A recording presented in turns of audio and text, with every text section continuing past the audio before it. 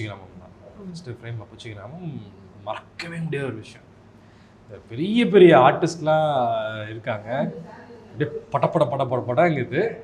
Cameraman வந்து அவரும் Slumdog மில்லியனில் இதில் ஒர்க் பண்ண one of the cameraman, director AR ரஹ்மானோட அசோசியேட்டு, நாசா சார் இருக்கார், ஜிஎம் குமார் இருக்காங்க.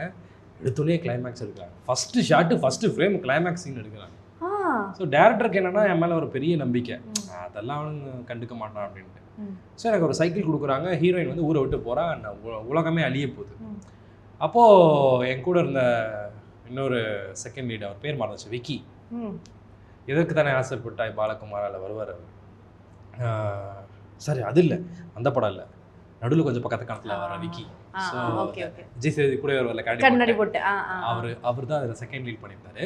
ஸோ அவர் வந்து என்ன சொல்லுவார்னா, டே போராடாவ, நீ போய் சீக்கிரமாக போய் தடுத்து நிறுத்துறா, அவங்க சித்தப்பா ஊரை விட்டே கூப்பிட்டு போகிறாங்க.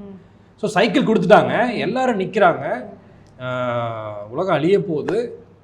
நான் அதை சைக்கிளை வந்து ரொம்ப ஃபாஸ்ட்டாக ஓட்டிகிட்டு போய் ஒரு 1 கிலோமீட்டர் ஸ்ட்ரைட் ரோட்டில் போகணும். சைக்கிள் கொடுக்குறாங்க, ஓகே ஆக்ஷன் ரோலிங் எல்லாம் சொல்கிறாங்க. கீழே பார்த்தா பேக் வீல் பஞ்சர்.